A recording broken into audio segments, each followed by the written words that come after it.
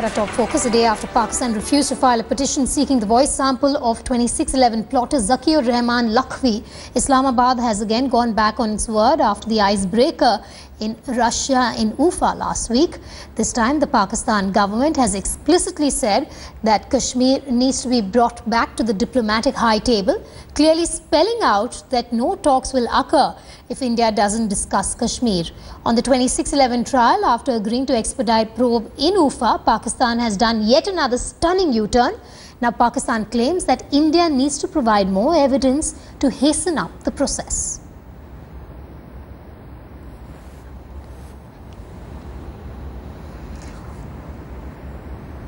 All right, Deputy Editor Smita Sharma joins me live from the newsroom. Also joining me live from Islamabad is Hamza Amir. Smita, one voice, one assurance in Ufa, and then a U-turn from Islamabad. Well, not surprised. This is a story that has been playing out in India-Pakistan relations for the longest, Vedika, and every time we have seen, of course, something being said in statement and then something else, of course, to address domestic constituencies. Because remember, Pakistan has drawn much flack, Mr. Nawaz Sharif, Mr. Sartaj Aziz, for the fact that the K word or the Kashmir word was not a part of the joint statement. And a lot of the commentators back home in Pakistan were saying that how India or Narendra Modi and Ajit Doval seem to have gained a one-upmanship here, because they, of course, had all the issues that matter to India put into that joint statement, be it on the issue of terrorism or sharing information and expediting trial of those Mumbai attack, in fact, those perpetrators of the 2611 crime. So clearly, you know, after Sartaj Aziz has gone back, perhaps he's trying to do some damage control with his domestic constituency. And also what he says is that at the next level of NSAs, when Ajit Doval and Sartaj Aziz themselves will be meeting down in New Delhi, which we are expecting only sometime later in August, that they will look at whether Pakistan's core issues are addressed or not and then take forward the bilateral issues. So I see a lot of posturing happening here on Mr. Sartaj Aziz's side as well, Vedika. Smita, do stay with me. Let's play out that reaction of Sartaj Aziz. We'll stay firm in our principal position on all issues and with dignity and with resolve to protect our security and national interest. लेकिन जहाँ तक कश्मीर के मसले का और हमारे बाकी core issue का ताल्लुक है, उस पे हमारी पॉलिसी बिल्कुल वाज़ेह है. तो इसमें मुझे नहीं लगता कि इसमें कोई ऐसी बात हुई है, और ये जो मैकेनिज्म्स हैं इनका मकसद ही ये है कि टेंशन रिड्यूस हो और गलतफहमियां पैदा ना हो. Also joining me live from Islamabad is Hamza Amir. Hamza, what's really changed after that handshake between Modi and Nawaz Sharif and the assurance over 2611? Well, I think what changed is that Pakistan's government and Nawaz Sharif got a very serious criticism in Pakistan, especially when people started talking about the fact that Nawaz Sharif did not even mention the word Kashmir during a 1 hour long meeting with Narendra Modi. And that is what, inflated a lot of anger. People came out to the streets as well. Religious parties criticized him.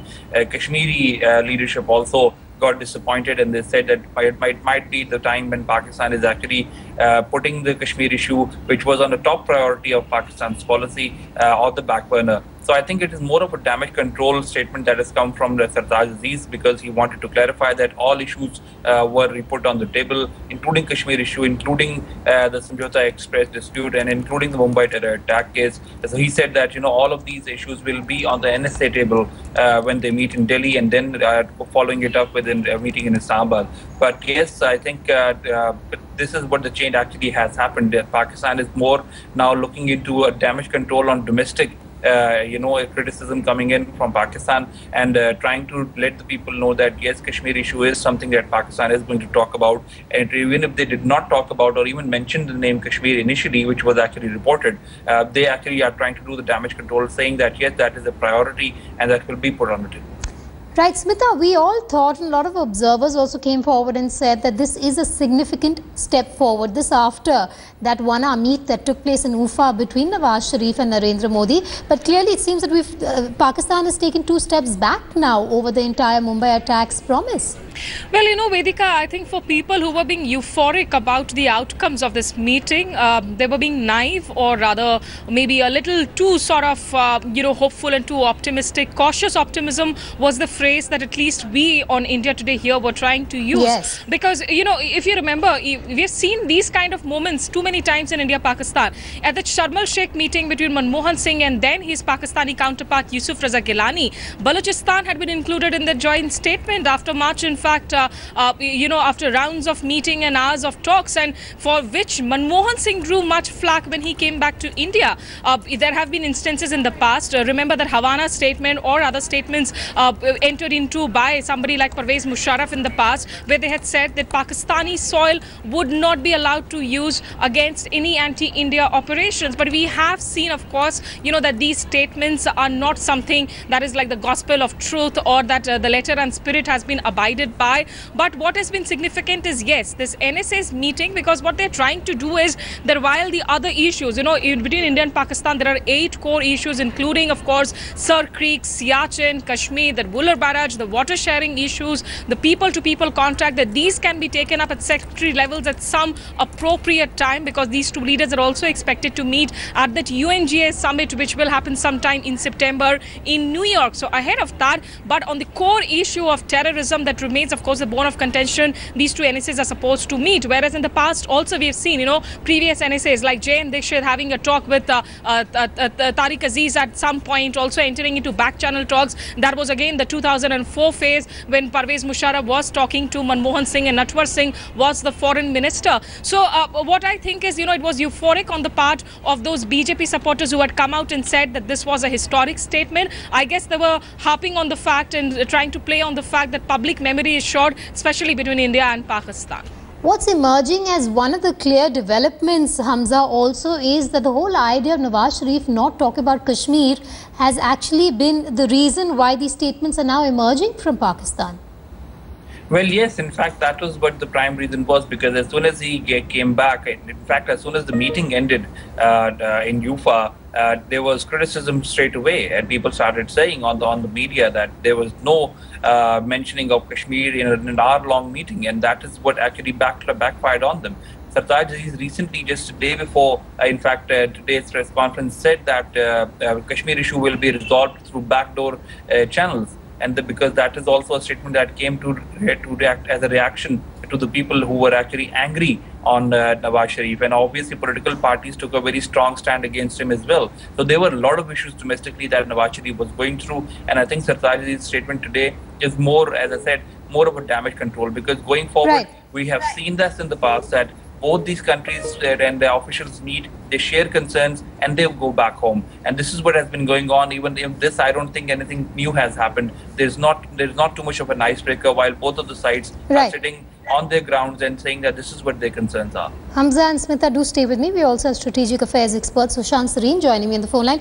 Mr. Sareen, would you say the BJP was prematurely euphoric when it came to this meeting that took place in UFA? Because it seems that Pakistan has already gone back on its 26/11 promise. I think they were disingenuously euphoric because there was really no change on the ground to suggest that either Pakistan is willing to turn over a new page, or that there is some kind of a new thinking underway as far as relations with India are concerned. In fact, for over a year now, we are only getting negative signals out of Pakistan. But frankly, I don't see why, we are surprised with what Sartaj Aziz has said. Number one, to expect that when the Pakistanis come on the talks table, Kashmir will not be on the table, I think we were deluding ourselves. But even if Kashmir is on the table, I see no reason why we should be shy of talking about Kashmir, because after all, we have a very valid claim on a part of Kashmir which is under illegal occupation of Pakistan. Now, we don't want to fight a war over it, but we want to discuss that with Pakistan on how to vacate their illegal occupation, and I see no problem in discussing that on the table. As far as wanting more proof on 26/11 is concerned, I think again we tried to mislead ourselves when we thought that the Pakistanis have agreed to deliver on 26/11. I think the statement which was issued was quite ambiguous. and it left enough loopholes for them to wriggle out of, which they have wriggled out of. For the Pakistanis to say that they need more proof, most of the proof against the perpetrators or the planners lies inside Pakistan, and Pakistani statements of the previous government suggested that they have adequate proof to put these guys in prison and throw the keys away. Now, if they're not going to prosecute the case properly, or they're going to deflect the prosecution in various ways to make sure that these guys get off, then there is really nothing one more that... But Mr. Sareen, it seems that Nawaz Sharif, after returning to Islamabad, is facing the heat for not raising the Kashmir issue, and these voices emerging from Pakistan ever since seem to be a clear proof of that. Yeah, but I think, I think that is just domestic politics, because the moment you say that all outstanding issues will be discussed, I would imagine that Kashmir remains an outstanding issue, and that was bound to be discussed. So for them, now if somebody is going to be satisfied just merely by the catchword Kashmir being included in a joint statement, then I think it's puerile behavior. But other than that, I think Kashmir was going to come onto the talks table, and I see no reason why India should shy away from it. We have our own position, and we should forcefully argue it out. All right, do stay with me, Mr. Sareen. We also General Masood, defense expert, joining me from Pakistan. General, thank you so much for speaking with India today. What's your first reaction to the statements emerging from Islamabad now? You have Sartaj Aziz saying that talks cannot be held without the Kashmir issue.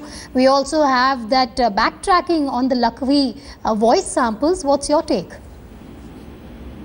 Well, I think Pakistan is only reiterating its previous position. What is so new about it? Pakistan is saying that apart from the things that are discussed, surely Kashmir is also...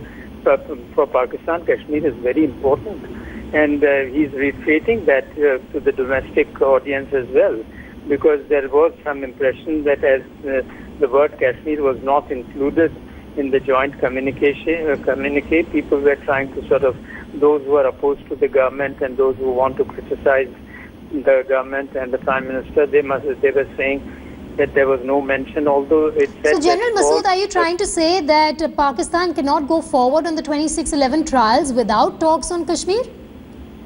Well, I think Kashmir surely will be discussed, because I think the communique also says that all matters will be discussed, all issues. Obviously, you can't just set aside Kashmir and say you will not issue, because it's a live problem. So, irrespective of whether it was boldly mentioned in the communique or not, one expects that this is a question which needs to be resolved or at least discussed to begin with. So no one expects that tomorrow it will be resolved, but at least we expect that it could be discussed. So what is there? Yes, but when there is a promise and a handshake over that assurance that 2611 trials will be taken forward, and within 48 hours we have no fresh plea for Lakhvi's voice sample by Pakistan, it seems to be a step back from the assurance. Well, I thought that the samples were to be sent by you, and if they have already been sent, then I'm sure that these will be presented in the court. But General Masood, if you could just tell us how Islamabad is looking at this discussion that took place on Friday, that handshake between Nawaz Sharif and Narendra Modi, and no talks over Kashmir from the Pakistani side. Would you say that the Pakistan Prime Minister is facing the heat as far as domestic politics is concerned for not raising the K issue? No, I wouldn't say that, but surely there is a great pressure in Pakistan, and there is a demand that Prime Minister should have been more vocal about Kashmir. It should have been included in the joint statement. There is no doubt about it that there has been very serious criticism of the Prime Minister. That why was it not included? But they are justifying by saying that they only they discussed all issues, including that of Kashmir.